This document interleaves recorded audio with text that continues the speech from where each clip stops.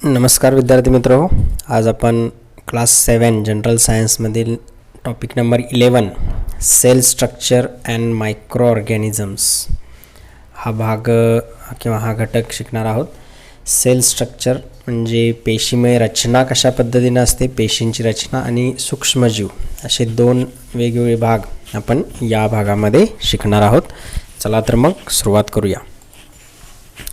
सुरुवातीचा भाग आहे सेल. सेल म्हणजे पेशी. पेशी याचा अर्थ शरीरातला सर्वात लहान घटक. आपल्या शरीरातला सर्वात लहान घटक म्हणजे ज्याला आपण पेशी असं म्हणतो. म्हणजे आपण असं म्हणतो की शरीर हे पेशींचं बनलेलं आहे. तोच भाग आपण आता शिकणार आहोत.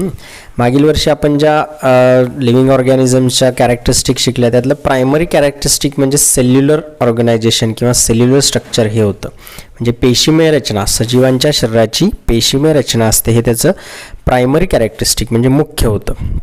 आणि म्हणूनच बघा इथे एक वाक्य आहे, that is why cell is the fundamental structural and functional unit of living organism. म्हणून पेशी हे सजीवांचं काय आहे, मूलभूत रचनात्मक आणि त्याचं कार्यात्मक असं हे एक घटक आहे. ओके, म्हणजे पेशी हा सगळ्यात महत्त्वाचा घटक आहे. सजीवांच्या दृष्टीनं पेशी हा महत्त्वाचा घटक आहे. सजीवांच्या शरीराची रचना, त्यांचं कार्य हे सर्व या पेशींवर अवलंबून असतं. म्हणून हे जे वाक्य आहे लक्षात ठेवायचं, cell is fundamental structural and functional unit of living organism. मग हे समजण्यासाठी एक फ्लो चार्ट आपल्याला दिला आहे. आता फ्लो चार्ट काय सांगतोय की इथे सेकंड बॉक्समध्ये वर्ड्स आहेत. याचा अर्थ सुरुवातीला काय असणार आहे, अल्फाबेट असणार आहेत. अल्फाबेट म्हणजे अक्षर असणार आहेत. Alphabet combines to make words, म्हणजे अल्फाबेट एकत्र आले की शब्द तयार होतो. वर्ड कंबाईन झाले की सेंटेन्स तयार होतं, म्हणजे वाक्य तयार होतं. सेंटेन्स मेक्स पॅराग्राफ, म्हणजे अशी अनेक वाक्य एकत्र आली की काय तयार होतो, एक परिच्छेद तयार होतो, पॅराग्राफ येणार इथे. असे पॅराग्राफ कंबाईन झाले की चॅप्टर्स तयार होतो, म्हणजे एक घटक तयार होतो, पाठ तयार होतो. आणि अशा अनेक पाठांचं काय तयार होतं, पुस्तक तयार होतं. हाच फ्लो चार्ट आपल्या बॉडीमध्ये सुद्धा बघायला मिळतो. म्हणजे जशी इथं सुरुवात अल्फाबेटने होते तशी आपल्या बॉडीमधील सगळ्यात लहान घटक म्हणजे कोणता आहे, सेल.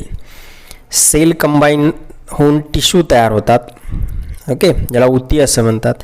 अशा उती एकत्र आल्या, टिश्यू एकत्र आल्या की त्याचा ऑर्गन तयार होतो. ऑर्गन म्हणजे एक इंद्रिय तयार होतं. जसं की इथे हे स्टमक आहे, जठर आहे, त्याच पद्धतीनं हार्ट आहे, इंटेस्टाईन आहे. अशी वेगवेगळी जी ऑर्गन तयार होतात ती त्या टिश्यूपासून तयार झालेली असतात. आणि असे ऑर्गन्स कंबाईन झाले की त्याला आपण ऑर्गन सिस्टीम असं म्हणतो. बघा इथं liver, stomach, small intestine, large intestine अशी वेगवेगळी ऑर्गन्स तयार झाले की हे डायजेस्टिव्ह सिस्टीम तयार झाली. मग अशा अनेक सिस्टीम आपल्या बॉडीमध्ये कार्य करत असतात. ही झाली डायजेस्टिव्ह सिस्टीम. तसं ब्लड सर्क्युलेशनमध्ये हार्ट आहे, बरोबर आहे. रेस्पिरेटरीमध्ये जसं की लंग्स आहे. अशा अनेक सिस्टीम आपल्या बॉडीमध्ये कार्य करत असतात. So cell combines to make tissues, tissue combines to make organ, organ combine to make organ system. हा फ्लो आपण लक्षात ठेवायचा आहे. लक्षात आलं. सो इथं तोच फ्लो आपल्याला दिलेला आहे. म्हणजे सेल हे लिव्हिंग ऑर्गॅनिझमचं स्ट्रक्चरल फंक्शनल एक युनिट आहे, बेसिक आहे आणि त्याचा तो मूलभूत घटक आहे.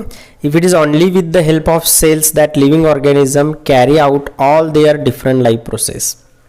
It is only with the help of cell, म्हणजे पेशींच्या मदतीनेच शरीर काय करते, वेगवेगळ्या ज्या शरीराच्या क्रिया आहेत, पचनाच्या आहेत, श्वसनाच्या आहेत, अशा अनेक क्रिया, चालणे बोलणे हे सर्व या पेशींच्या मदतीनेच होत असतं. कारण तो त्याचा बेस आहे, म्हणजे मूलभूत घटक तो आहे. तेव्हा हे लक्षात ठेवायचं. हे आहे ऑर्गनायझेशन इन लिव्हिंग ऑर्गॅनिझम. सजीवांमध्ये कशा पद्धतीनं ऑर्गनायझेशन तयार होतं. So cell is fundamental structural and functional unit. आणि सेल हा बेस आहे, त्यापासून अशी ऑर्गन सिस्टीम तयार झालेली असते. आणि अशा ऑर्गन सिस्टीम एकत्र आल्या की आपली बॉडी तयार होते. तेव्हा हा फ्लो विद्यार्थ्यांनी लक्षात ठेवायचा आहे. आता पुढे बघा, याच्या पुस्तकामध्ये आपल्याला एक सायंटिस्टची माहितीसुद्धा दिलेली आहे. ती मुलांनी वाचायची आहे. ती इथे मी घेतलेली नाही, पण ती फक्त वाचन करायची आपल्या माहितीसाठी. आता बघा, measurement and observation of cells.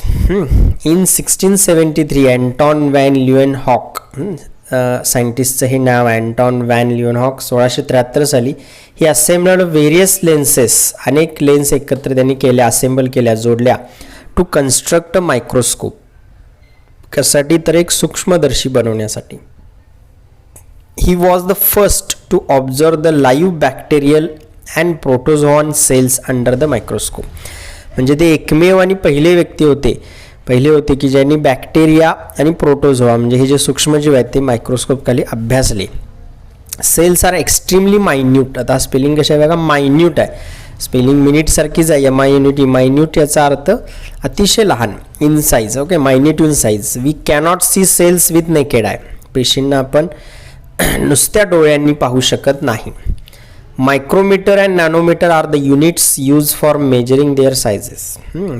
Micrometre and nanometre हे 2 युनिट वापरले जातात सेलला काय करण्यासाठी, मेजर करण्यासाठी म्हणजे मोजण्यासाठी. हे लक्षात ठेवायचं, रिकाम्या जागेला येऊ शकतं. Micrometre, nanometre.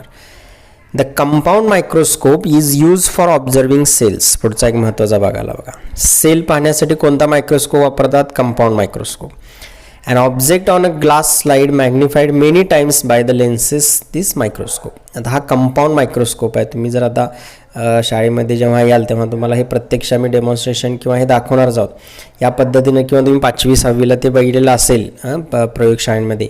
हा कंपाऊंड मायक्रोस्कोप आहे.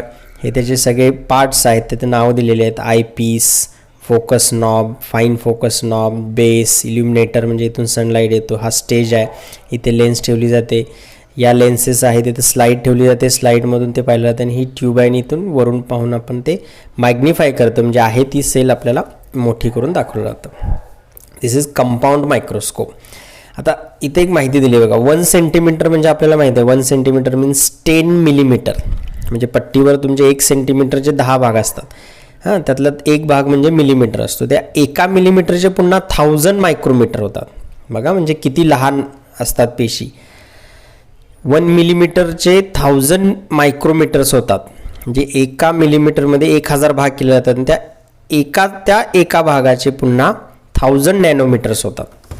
म्हणजे इतक्या सूक्ष्मसुद्धा पेशी असू शकतात. तेव्हा हे जे कन्व्हर्जन आहे ते आपण लक्षात ठेवायचं आहे. पुढे इथं आपल्याला हे प्रॅक्टिकल आपल्याला आहे, म्हणजे प्रयोगशाळेमध्ये तुम्हाला ते दाखवलं जातं. Onion cells seen under a compound microscope. की कांद्याची जी पेशी आहे ती कशा पद्धतीने आपल्याला बघता येते.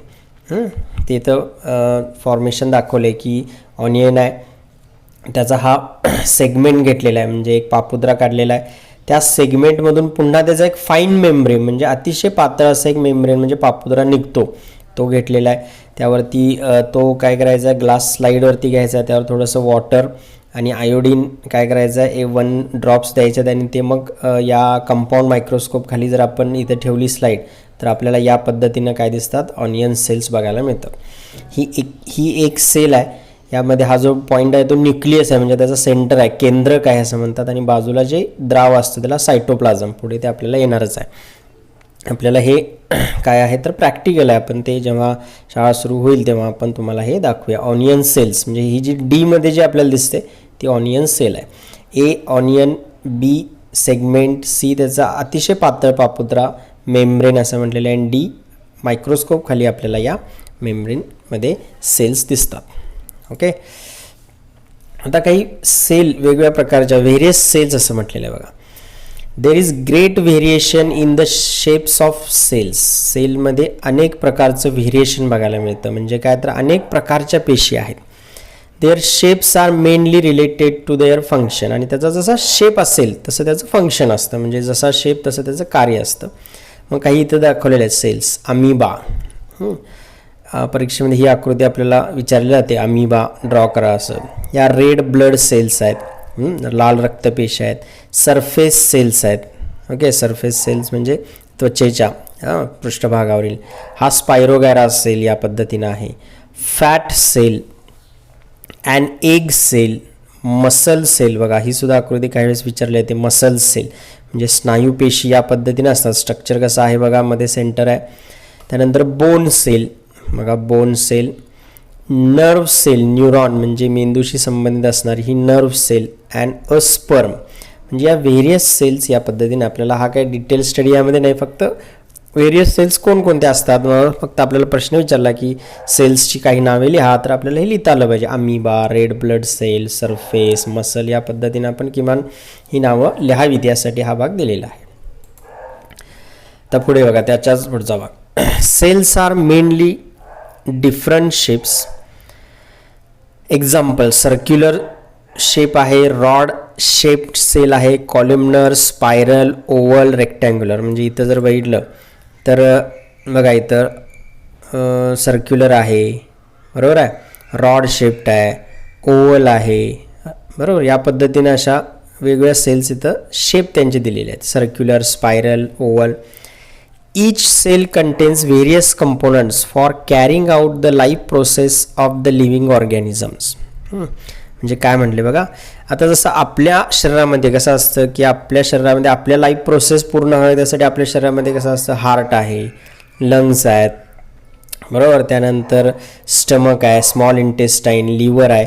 तसं सेलमध्ये सुद्धा लाईफ प्रोसेस पूर्ण करण्याच्या दृष्टीने काही कंपोनंट्स असतात आणि त्यांनाच म्हटलं जातं these components are call organelles. Okay, त्यांनाच काय म्हणतात, ऑर्गनल्स किंवा सेल ऑर्गनल्स असं म्हटलं जातं. मग हे विचारतात what is mean by cell organelles. Each cell contains various components for carrying out life process, these known as cell organelles. Okay, these organelles are studied in detail with the help of electron microscope. मग हे compound microscope खाली काही वेळेस बघता येत नाहीत, आपल्याला sale बघता येते पण त्याचे सेल ऑर्गनल्स म्हणजे पेशीचे पुन्हा जे काही घटक आहेत आतील ते कंपाऊंडमध्ये बघता येत नाही, त्यासाठी इलेक्ट्रॉन मायक्रोस्कोप वापरला जातो. Okay, which can magnify actually 2 × 10⁹ 2 billion times. म्हणजे ते इलेक्ट्रॉन मायक्रोस्कोप हा कंपाऊंडपेक्षा पुढचा आहे. There are 2 main types of cells. म्हणजे हा प्रश्न बघा लक्षात ठेवा, 2 मुख्य पेशींचे प्रकार आहेत, animal cells and plant cells. म्हणजे प्राणी पेशी आणि वनस्पती पेशी. अतिशय महत्त्वाचा भाग आहे आपल्याला इथून पुढे प्रत्येक वेळेस 7वीपासून सायन्समध्ये ॲनिमल सेल, प्लॅन्ट सेल हा भाग येणारच आहे, त्यामुळे आत्ताच तो व्यवस्थित समजावून घ्यायचा आहे. These cells consist of various types of membrane bound cell organelles. म्हणजे मेम्ब्रेन बाउंड म्हणजे बाहेरून पूर्ण आवरण असलेलं आतल्या बाजूला सेल ऑर्गनल्स असतात. Plant cell have definite shape due to the presence of cell wall around them. प्लॅन्ट्समध्ये त्या सेलला एक ठराविक आकार आलेला असतो, कशामुळे तर बाजूने असणाऱ्या सेल वॉलमुळे. पेशी भित्तिका असते, मी तुम्हाला दाखवणार आहे ते. Besides unlike animal cells, plant cell contain single large vacuole. All these cells are known as eukaryotic cells. या दोन्ही सेल्स आहेत त्या यूकॅरियोटिक म्हटलं जातं. ई सायलेंट आहे, ई सायलेंट आहे, यू पासून उच्चार करायचा पण लिहिताना ई पासून लिहायचं, EUKARYOTI C. So eukaryotic cells. आता आपण त्या पाहूया. बघा, या आहेत प्लॅन्ट सेल, ही आहे ॲनिमल सेल. हे त्याचे पार्ट्स आहेत. यामध्ये ही सुद्धा आकृती विचारली जाते किंवा ही सुद्धा आकृती विचारली जाते. नावं सगळे आपल्याला पाठ करायचे आहेत, व्यवस्थित समजावून घ्यायचे आहेत. तर मगाशी सांगितलं तसं प्लॅन्ट सेलला एक डिफायनाइट शेप आहे बघा, इथे एक ठराविक आकार आलेला आहे. कशामुळे? Because of cell wall. Cell wall इथं दिसते, सेल वॉल म्हणजे पेशी भित्तिका, इथं सेल वॉल आहे. सेल वॉलमुळे त्याला ठराविक आकार मिळालेला आहे. पण इथं ॲनिमल सेलमध्ये सेल वॉल प्रेझेंट नाही बघा, कुठं पेशी भित्तिका आहे का? नाही, सेल वॉल नाही. आणि बाकीचे घटक आहेत ते मग या पद्धतीनं असतात, काही कमी जास्त डिफरन्ससुद्धा त्यामध्ये असतो. आता दुसरं जर बघितलं तर प्लॅन्ट सेलमध्ये सिंगल लार्ज व्हॅक्युअल आहे. व्हॅक्युअल म्हणजे रिक्तिका असते, म्हणजे रिकामा भाग असतो ज्यातून ते अनडायजेस्टेड अनवॉन्टेड पार्ट काय करतात, सेलमधून बाहेर टाकतात. सो ही व्हॅक्युअल आहे, लार्ज व्हॅक्युअल. पण तसं ॲनिमल सेलमध्ये नाही, तिथे लहान स्मॉल व्हॅक्युअल आपल्याला बघायला मिळते. इथं नाव दिले व्हॅक्युअल्स. हे आहे सायटोप्लाझम. सायटोप्लाझम म्हणजे पेशीद्रव इथं आहे, तसंच इथं सुद्धा आहे, दोन्हीमध्ये ते सायटोप्लाझम असतं. ओके, आता दुसरा फरक आहे क्लोरोप्लास्ट. आता हे फक्त कुठं असणार आहे? प्लॅन्ट सेलमध्येच असणार आहे क्लोरोप्लास्ट. क्लोरोप्लास्ट म्हणजे हरितद्रव्य, म्हणजे ज्यामुळे वनस्पती हिरव्या असतात, अन्न आपलं स्वतःचं तयार करू शकतात. ॲनिमल सेलमध्ये मात्र क्लोरोप्लास्ट नसणारच आहे, बरोबर आहे, कारण ते हरितद्रव्य इथं नसतं, उपलब्ध नसतं. आणि मग बाकीचे जे घटक आहेत ते याच पद्धतीने आहेत. आता हे रायबोसोम्स इथं दाखवलेले आहेत, डॉटेड आहेत. लायझोसोम थोडेसे मोठे गोल आहेत. आता प्लॅन्ट सेलला सेल वॉल असते, इथं सेल वॉल नसते, पण दोघांनाही सेल मेम्ब्रेन असतं, म्हणजे पातळ आवरण असतं. या सेल वॉलच्या आतमध्ये इथं सेल मेम्ब्रेन आहे, इथं सुद्धा आत हे आउटरच कवरिंग आहे cell membrane. Then Golgi bodies, या अशा लांबट आहेत दोन्हीमध्ये गॉल्जी बॉडीज. न्यूक्लियस म्हणजे केंद्रक, सगळ्यात महत्त्वाचा घटक. इथे सुद्धा हा सेंटर म्हणजे न्यूक्लियस आहे, इथे सुद्धा न्यूक्लियस आहे. देन एंडोप्लाझ्मिक रेटिक्युलम, बघा न्यूक्लियसच्या बाजूला या पद्धतीनं ही कन्स्ट्रक्शन तयार झालेली असते, ज्याला एंडोप्लाझ्मिक रेटिक्युलम असं म्हणतात. व्हॅक्युअल मग सांगितलं, आणि हे बाहेरच्या बाजूला असतात ते मायटोकॉन्ड्रिया. ओके, तर मायटोकॉन्ड्रिया नावं लक्षात ठेवा. ही सगळी नावं वाचायची आहेत, बघायची आहेत की त्याचे शेप कसे आहेत, कारण ही आकृती आपल्याला विचारली जातेच, ड्रॉ करा असं. त्यामुळे ही सगळ्या दोन्ही डायग्रॅम्स व्यवस्थित सराव करायचा आहे आणि आपल्याला स्वाध्यायामध्ये ते असणारच आहे. आता याचे नेमकी कशा पद्धतीने कन्स्ट्रक्शन आहे ते आपण पुढे वन बाय वन पाहणार आहोत. बघा, the cell has 4 main parts. हे 4 मुख्य भाग आहेत कोणत्याही सेलचे. पहिला आहे cell wall. The cell wall is the outermost covering of cell. Cell wall काय आहे? आउटर मोस्ट कवरिंग, सर्वात बाहेरचं आवरण आहे. पण हे कुणामध्ये आहे? फक्त it is present only in plant cells. हे कुणामध्ये आहे? फक्त आणि फक्त प्लांट सेलमध्ये आहे. कोणतं? Outermost covering it is present only in plant cell. Cell wall. Animal सेलला ते ॲब्सेंट आहे. दुसरं आहे plasma membrane. The plasma membrane also called cell membrane. जसं मी इथं दाखवलं तसं ही सेल वॉल झाली, फक्त प्लांट सेलमध्ये प्रेझेंट आहे, ॲनिमल सेलमध्ये ॲब्सेंट आहे. सेल मेम्ब्रेनलाच प्लाझ्मा मेम्ब्रेन म्हणजे सर्वात बाहेरचं. आता ॲनिमल सेलच्या बाहेर सेल वॉल नाही आहे, पण हे जे काही पातळ आवरण आहे सर्व बाजूनी त्याला सेल मेम्ब्रेन असं म्हटलं जातं, म्हणजेच प्लाझ्मा मेम्ब्रेन. हे फक्त इथं ॲनिमल सेलमध्ये असतं, पण प्लांट सेलमध्ये सुद्धा आतल्या बाजूला असतं. कुठे? सेल वॉलच्या आत. म्हणजे सेल वॉल नंतर प्लाझ्मा, पण ॲनिमलमध्ये पहिलंच काय येतं? सेल मेम्ब्रेन किंवा प्लाझ्मा मेम्ब्रेन बाहेरच्या बाजूला असतं. The plasma membrane also called the cell membrane is a kind of thin covering. Thin covering म्हणजे पातळ आवरण असतं. It is extremely delicate and flexible. अतिशय काय आहे? Extremely delicate. डेलिकेट म्हणजे नाजूक आहे, लवचिक आहे. It is the outermost covering of animal cells. Okay, हे कळलं असेल की ॲनिमल सेलमध्ये सेल वॉल नाही, डायरेक्ट सेल मेम्ब्रेन आहे, म्हणजे हे त्याचं आउटर मोस्ट कवरिंग आहे. आणि यांचा outermost covering cell wall, त्याच्या आत प्लाझ्मा मेम्ब्रेन. पण याला सेल वॉल नसल्यामुळे आउटर मोस्ट कवरिंग काय आहे? डायरेक्ट प्लाझ्मा मेम्ब्रेन असं आहे. थिन, डेलिकेट, फ्लेक्झिबल या पद्धतीनं. थर्ड पार्ट आहे सायटोप्लाझम म्हणजे पेशी द्रव. हा द्रव आहे, म्हणजे बघा ते दिलेलं आहे the liquid part in the cell called cytoplasm. Liquid part. Okay, present around the nucleus is called cytoplasm. Okay, म्हणजे हा जो संपूर्ण पेशीमध्ये न्यूक्लियसच्या बाजूने सगळीकडे हा जो लिक्विड पार्ट पसरलेला असतो इथे सुद्धा, त्याला आपण काय म्हणतो? सायटोप्लाझम असं म्हणतो. It occupies the space between plasma membrane and nucleus. Cell organelles are scattered in the cytoplasm. म्हणजे काय? तर हा प्लाझ्मा मेम्ब्रेन ते न्यूक्लियसपासूनचा सगळा भाग त्यानं व्यापलेला असतो, आणि ज्यामध्ये सेल ऑर्गनल्स सगळे विखुरलेले असतात. म्हणजे ribosomes, lysosome, Golgi bodies, reticulum, vacuoles हे सगळे यामध्ये विखुरलेले असतात सायटोप्लाझममध्ये. आणि लास्ट पार्ट आहे फोर्थ, सेल ऑर्गनल्स म्हणजे पेशी अंगके. Okay, these mainly include nucleus. मग ही कोणकोणते आहेत? तर आता मी ही जी नावं काय सांगितली, मायटोकॉन्ड्रिया वगैरे, हे सगळे ज्यांना आपण सेल ऑर्गनल्स म्हणजे पेशीचे अंगक, घटक असं त्यांना म्हणतो. Include nucleus, endoplasmic reticulum, Golgi bodies, lysosomes, mitochondria, vacuoles, plastids etcetera.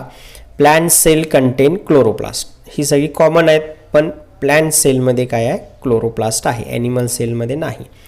आता या सेल ऑर्गनल्सचं जे फंक्शन आहे, काय काम करतात, थोडक्यात आपण ते पुढच्या भागात आता घेणार आहोत. बघा, सेल ऑर्गनल्सचं मुख्य किंवा महत्त्वाचा भाग. The nucleus is the most important organelle of the cell. Okay, हे कळलं. न्यूक्लियस म्हणजे त्याचा केंद्रक हा सगळ्यात महत्त्वाचा घटक आहे. देर इज अ पोरस डबल मेम्ब्रेन अराउंड इट. त्याच्या बाजूने दुहेरी आवरण असतं. The nucleus controls all functions of the cell. वाक्याचा अर्थ कळाला. न्यूक्लियस काय करतो? सेलची सगळी कार्य नियंत्रित ठेवतो. The endoplasmic reticulum is sprawling net like organelle. Sprawling net like organelle म्हणजे एक जाळीदार असं एक ऑर्गनल आहे. endoplasmic reticulum. Its function is to make necessary changes in the proteins produced by ribosomes and send them to the Golgi bodies. आता हा endoplasmic reticulum काय करतो की प्रोटीनमध्ये चेंजेस करतो, जे रायबोसोम्सने तयार केलेले असतात पेशीमध्ये त्या घटकाने, त्या प्रोटीनमध्ये चेंज करून ते गॉल्जी बॉडीजना पाठवतो. गॉल्जी बॉडीज काय करतात, Golgi bodies are made up several flat sacs. हां, ते त्यांचे बनलेले आहेत, फ्लॅट सॅकसारखे दिसतात. Their function is the proper distribution of protein. म्हणजे एंडोप्लाझमिक रेटिक्युलमकडून जे आलेले प्रोटीन आहेत त्यांचं डिस्ट्रीब्युशन करण्याचं काम करतात. म्हणजे आता हे दोन भाग बघूया. न्यूक्लियस ओके कंट्रोल करतो सेल फंक्शनला. त्यानंतर एंडोप्लाझमिक रेटिक्युलम या पद्धतीनं आहेत, स्प्राउलिंग नेट लाईक आहेत, प्रोटीन सेंड करतात गॉल्जी बॉडीजना. म्हणजे इथं गॉल्जी बॉडीज आहेत, फ्लॅट सॅक आहेत म्हणजे सपाट आहेत, त्यात डिस्ट्रीब्युशन करतात प्रोटीनचं. हे दोन फंक्शन इथं झालं. पुढे mitochondria. Mitochondria and plastids are organelles with double outer coverings. As mitochondria produce energy. आता हे सगळ्यात महत्त्वाचं आहे. माइटोकॉन्ड्रिया काय करतात, ऊर्जा निर्मिती करतात. दे प्रोड्यूस एनर्जी, आणि म्हणून त्यांना काय म्हटलं जातं बघा, they are called the power houses of cell. माइटोकॉन्ड्रियाला काय म्हटलं जातं, पॉवर हाऊसेस ऑफ सेल. म्हणजे हा प्रश्न आपल्याला येऊ शकतो. माइटोकॉन्ड्रिया बघा इथं दिसत आहेत, माइटोकॉन्ड्रिया दोन्ही सेल्समध्ये आहेत. They produce energy, so mitochondria known as power houses of cell. हे लक्षात ठेवायचं, सेलचं पॉवर हाऊस म्हणजे mitochondria. The chloroplast in plant cells carry out function of photosynthesis. आता जे प्लांट सेलमध्ये क्लोरोप्लास्ट आहे त्याचं फंक्शन काय, फोटोसिंथेसिस. आपण मागे इथे शिकले, प्रकाश संश्लेषण म्हणजे अन्न तयार करण्याची प्रक्रिया. Vacuoles help to throw out waste product of the cells. Vacuoles जे मोठे, एक प्लांट सेलमध्ये मोठं असतं एकच, आणि ॲनिमल सेलमध्ये लहान असतात, ते वेस्ट प्रॉडक्ट थ्रो करतात सेलमधून. Vacuoles in animal cell are small where as there is only one large vacuole in plant cell. पण प्लांट सेलमध्ये मात्र एकच सिंगल लार्ज व्हॅक्युल आपल्याला बघायला मिळतं. म्हणजे या भागामध्ये आपल्याला सेल ऑर्गनल्स ज्या आहेत, या सगळ्या सेल ऑर्गनल्स, त्याचं प्रत्येकाचं फंक्शन काय आहे थोडक्यात दिलेलं आहे. एक एक मार्कासाठी यावरती आपल्याला काय येऊ शकतो, प्रश्न येऊ शकतो की माइटोकॉन्ड्रिया काय आहेत, तर त्याचं फंक्शन आहे पॉवर हाऊस म्हटलं जातं. त्यानंतर मोस्ट इम्पॉर्टंट ऑर्गनल कोणतं आहे, तर न्यूक्लियस आहे. कंट्रोल कोण करतं सेल फंक्शनला, तर ते न्यूक्लियस. या पद्धतीने आपल्याला हा भाग विचारला जाऊ शकतो. ठीक आहे, तेव्हा हा आपल्याला सेल्युलर स्ट्रक्चर या भागामध्ये आपल्याला बघायला मिळालेला आहे. पुढच्या पार्टमध्ये आपण मायक्रो ऑर्गॅनिझम्स हा भाग शिकणार आहोत. Okay, thank you.